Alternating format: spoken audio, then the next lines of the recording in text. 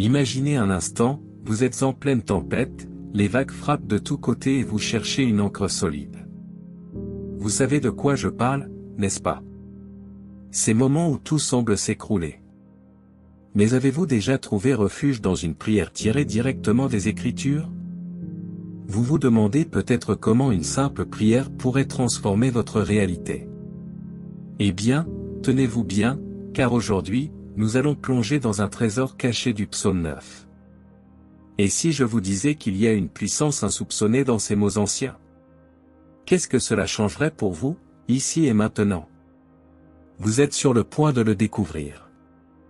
Alors, êtes-vous prêt à explorer ce chemin de foi? Écoutez, je me souviens d'une fois où je me suis retrouvé à lire le psaume 9, et quelque chose a profondément résonné en moi. Vous savez, ce psaume commence par une expression de louange et de gratitude envers Dieu. Et franchement, combien de fois prenons-nous vraiment le temps de remercier Dieu pour ses merveilles et ses actes puissants? J'ai commencé à me rendre compte qu'il y a tellement de choses pour lesquelles je devrais être reconnaissant. Par exemple, la simple possibilité de me réveiller chaque matin, la santé, la famille, les amis, et même les petites bénédictions quotidiennes que je prends souvent pour acquises. Alors, j'ai pris un moment pour vraiment m'asseoir et remercier Dieu pour toutes ces choses. Et vous savez quoi? Ça m'a fait un bien fou. Reconnaître ces bénédictions m'a aidé à voir ma vie sous un angle plus positif. Avant de commencer avec le contenu d'aujourd'hui, je voudrais vous demander une petite faveur. Si vous aimez nos vidéos et souhaitez continuer à voir plus de contenu passionnant, nous vous invitons à aimer cette vidéo et à vous abonner à notre chaîne. C'est la meilleure façon de nous soutenir et de rester au courant de toutes les nouvelles méditations et vidéos que nous partageons. N'oubliez pas d'activer la cloche de notification pour ne rien manquer. Merci de faire partie de notre communauté et maintenant, profitez de la vidéo. En poursuivant la lecture, j'ai ressenti le besoin de reconnaître la justice de Dieu. Le psalmiste met en avant comment Dieu juge le monde avec droiture, et cela m'a fait réfléchir sur la manière dont je perçois la justice divine dans ma propre vie. J'ai réalisé que souvent, je suis rapide à juger les situations avec mes propres critères, sans vraiment considérer la perspective divine. Alors, j'ai prié pour que Dieu continue à manifester sa justice dans ma vie et dans le monde. J'ai demandé à Dieu de m'aider à voir sa justice à l'œuvre, même dans des moments où cela peut sembler difficile à comprendre. Et cette prière m'a apporté une certaine paix, car je sais que, peu importe les circonstances, la justice de Dieu prévaut toujours. En parlant de confiance, le psalmiste montre une grande confiance dans la souveraineté de Dieu sur toute chose. Ce n'est pas toujours facile, n'est-ce pas? Il y a des moments où la vie semble totalement hors de contrôle, et c'est dans ces moments-là que notre foi est vraiment mise à l'épreuve. Mais en lisant ce psaume, j'ai été rappelé que Dieu est en contrôle, peu importe ce qui se passe. J'ai pris un moment pour réaffirmer ma confiance en Dieu, même quand les choses semblent incertaines. Et cette confiance, cette foi, c'est ce qui nous permet de traverser les tempêtes de la vie avec une certaine sérénité. J'ai prié pour que Dieu m'aide à toujours garder cette confiance en lui, sachant qu'il a un plan et qu'il est souverain sur tout. Une autre partie qui m'a beaucoup touché, c'est quand le psalmiste parle de Dieu comme refuge pour les opprimés. Cela m'a vraiment fait penser à toutes les personnes qui souffrent d'injustice dans le monde. J'ai prié pour eux, pour que Dieu soit leur refuge et leur abri. J'ai pensé aux réfugiés, aux victimes de guerre, aux personnes qui souffrent de discrimination et d'injustice. J'ai demandé à Dieu de leur accorder sa protection et de les entourer de sa présence. Et en faisant cela, j'ai ressenti une connexion plus profonde avec ces personnes, même si je ne les connais pas personnellement. J'ai compris que, en tant que chrétien, il est de notre devoir de prier pour ceux qui sont dans le besoin et de demander à Dieu de les protéger. Le psalmiste parle aussi de la destruction des ennemis de Dieu. Cela peut sembler un peu dur à première vue, mais j'ai compris que c'est une manière de demander à Dieu de faire tomber les plans du mal. J'ai prié pour que Dieu détruise les forces qui s'opposent à lui, que ce soit dans ma vie ou dans le monde. J'ai demandé à Dieu de m'aider à lutter contre mes propres tentations et faiblesses, et de détruire tout ce qui pourrait me détourner de lui. Et vous savez, cette prière m'a donné une grande force. Sentir que Dieu est de notre côté dans cette lutte contre le mal est extrêmement réconfortant. Ensuite, il y a ce moment où le psalmiste clame pour la miséricorde de Dieu. C'est quelque chose que je trouve particulièrement poignant, car nous avons tous besoin de miséricorde à un moment ou à un autre. J'ai prié pour que Dieu me montre sa miséricorde, pour mes erreurs et mes échecs. J'ai aussi prié pour que Dieu montre sa miséricorde à ceux qui m'entourent, à ma famille, à mes amis, et même à ceux que je n'aime pas particulièrement. Parce que, au fond, nous sommes tous humains et nous faisons tous des erreurs. Et demander la miséricorde de Dieu, c'est reconnaître notre propre fragilité et notre besoin de sa grâce. L'exaltation du nom de Dieu est un autre aspect qui m'a profondément touché. Le psalmiste passe du temps à exalter le nom de Dieu, à le glorifier et à le louer. Et je me suis rendu compte que je ne fais pas ça assez souvent. J'ai décidé de prendre un moment chaque jour pour simplement louer Dieu, pour qui il est et pour ce qu'il fait. J'ai commencé à voir les effets de cette pratique sur ma vie spirituelle. Louer Dieu m'a aidé à me recentrer sur l'essentiel, à me rappeler de sa grandeur et de sa bonté. Et cela a apporté une nouvelle dimension à ma vie de prière. Ce qui m'a également frappé, c'est la manière dont le psalmiste rappelle que Dieu n'oublie jamais les nécessiteux. C'est un rappel réconfortant, n'est-ce pas? Savoir que Dieu se souvient toujours de ceux qui sont dans le besoin, c'est quelque chose de vraiment puissant. J'ai prié pour que ceux qui sont dans le besoin ressentent la présence et la provision de Dieu. J'ai demandé à Dieu de m'aider à être un instrument de sa grâce pour ceux qui m'entourent, à être attentif aux besoins des autres et à faire ce que je peux pour les aider. Et en faisant cela, j'ai senti un lien plus fort avec Dieu et avec les autres. Le psalmiste demande aussi à Dieu de se lever et de juger. C'est une prière puissante pour que Dieu intervienne dans les situations d'injustice dans le monde. J'ai prié pour que Dieu intervienne dans les conflits, les guerres, les situations de corruption et d'injustice. J'ai demandé à Dieu de faire prévaloir sa justice et de protéger les innocents. Et en faisant cette prière, j'ai ressenti une certaine paix, sachant que Dieu entend nos prières et qu'il agit en son temps et à sa manière. Enfin, le psalmiste termine avec une note d'espoir dans la salvation finale. C'est quelque chose de vraiment réconfortant, de savoir que, malgré toutes les difficultés et les épreuves, il y a une promesse de salvation et de vie éternelle. J'ai prié avec cette espérance, remerciant Dieu pour la promesse de salvation et pour le royaume éternel qu'il a préparé pour nous. J'ai demandé à Dieu de m'aider à garder les yeux fixés sur cette espérance, même dans les moments difficiles. Et cela m'a donné une nouvelle perspective, une nouvelle force pour continuer à avancer. En somme, ce psaume m'a vraiment touché et m'a aidé à approfondir ma relation avec Dieu. Chaque aspect de ce psaume contient une leçon précieuse, une prière puissante, et une opportunité de renforcer notre foi. Et c'est quelque chose que je chéris profondément. Alors, continuons cette réflexion sur le psaume 9. Un des aspects les plus importants de ce psaume, et peut-être le plus réconfortant, est la reconnaissance que Dieu n'oublie jamais les nécessiteux.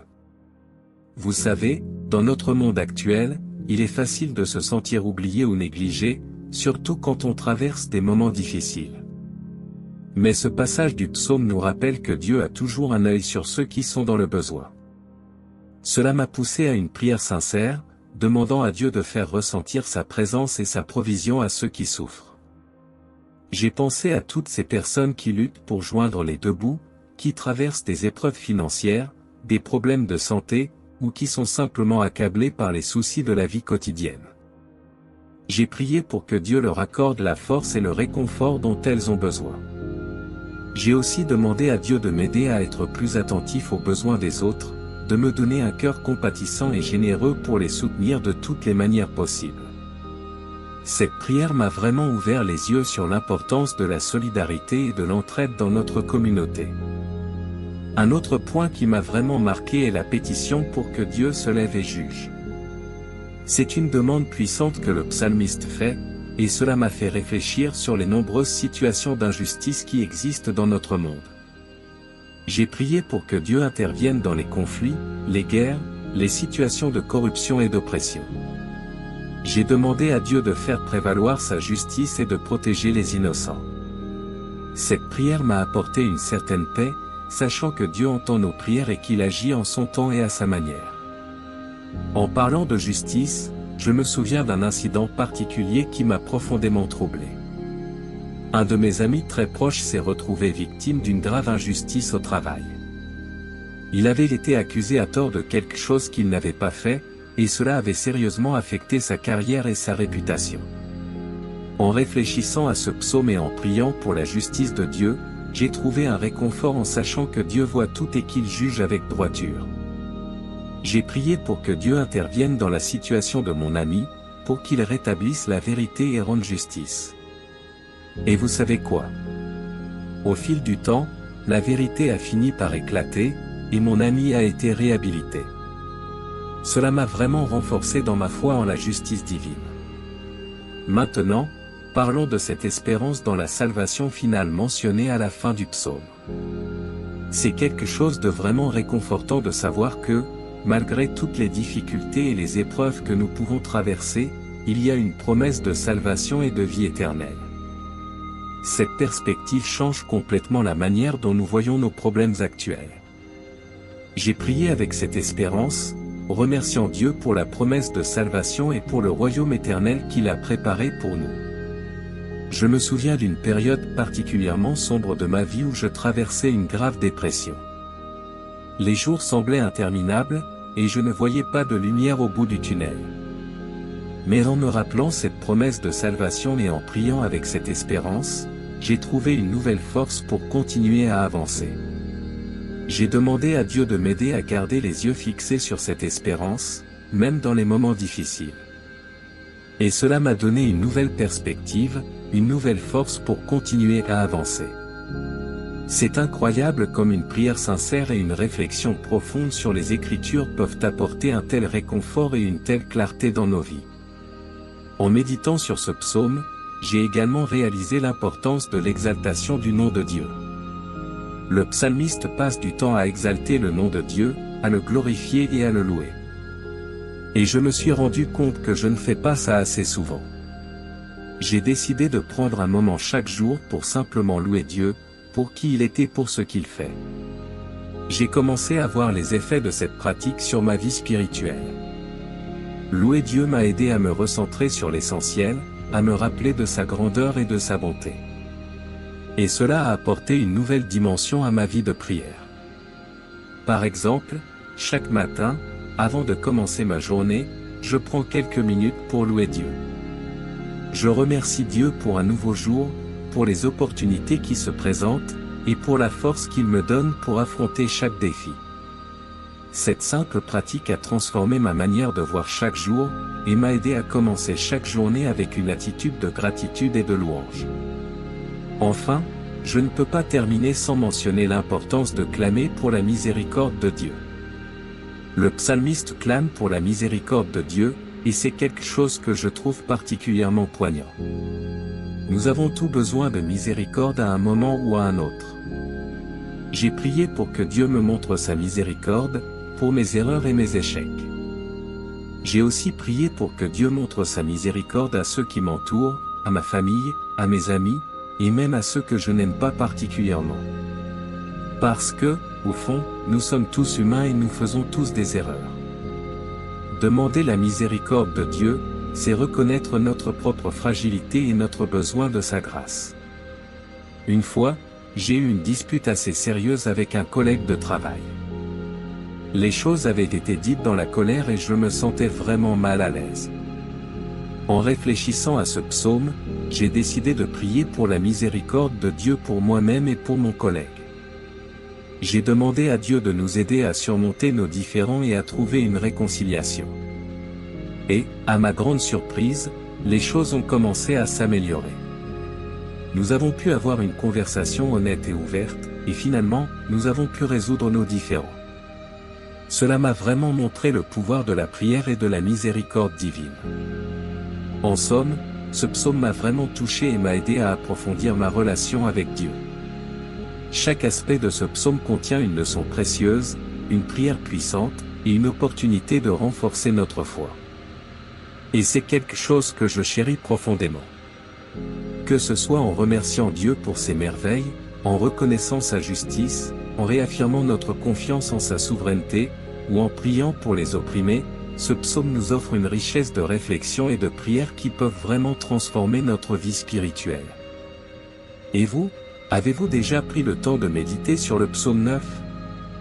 Quelles ont été vos réflexions et vos prières en le lisant? Je vous encourage à prendre un moment pour vous asseoir avec ce psaume, à le lire attentivement, et à laisser Dieu parler à votre cœur à travers ses paroles inspirées. Vous pourriez être surpris par la profondeur de réconfort et de sagesse que vous y trouverez. Bien, mes chers amis, nous voici arrivés à la fin de notre exploration du psaume 9 et de la puissance de la prière qui en découle. Mais avant de nous quitter, laissez-moi vous poser quelques questions pour vraiment ancrer cette expérience dans votre vie quotidienne. Avez-vous déjà ressenti cette paix intérieure après avoir prié, comme si un poids énorme avait été enlevé de vos épaules? Imaginez-vous pouvoir ressentir cela chaque jour, en commençant par une simple prière inspirée par les paroles du psaume 9. Comment cela pourrait-il transformer votre vie, vos relations, et même votre perception de vous-même? Pensez à une situation dans votre vie où vous avez besoin de justice, de protection ou simplement de réconfort.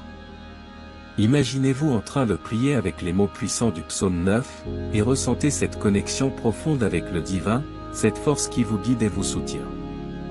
Comment pourriez-vous intégrer cette pratique dans votre routine quotidienne?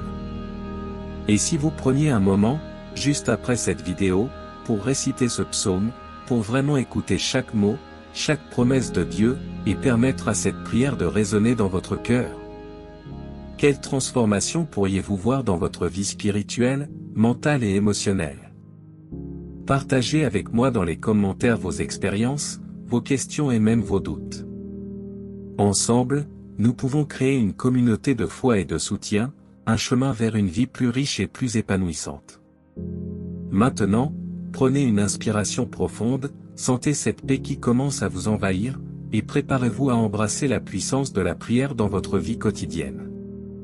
Et n'oubliez pas, la foi n'est pas seulement une croyance, c'est un chemin, et chaque pas que vous faites vous rapproche un peu plus de la lumière divine. Alors, êtes-vous prêt à faire ce voyage avec moi? Quelles autres prières ou passages bibliques aimeriez-vous explorer ensemble? Merci de m'avoir accompagné sur ce chemin de la foi. Que la paix et la grâce de Dieu soient toujours avec vous. À très bientôt, mes amis.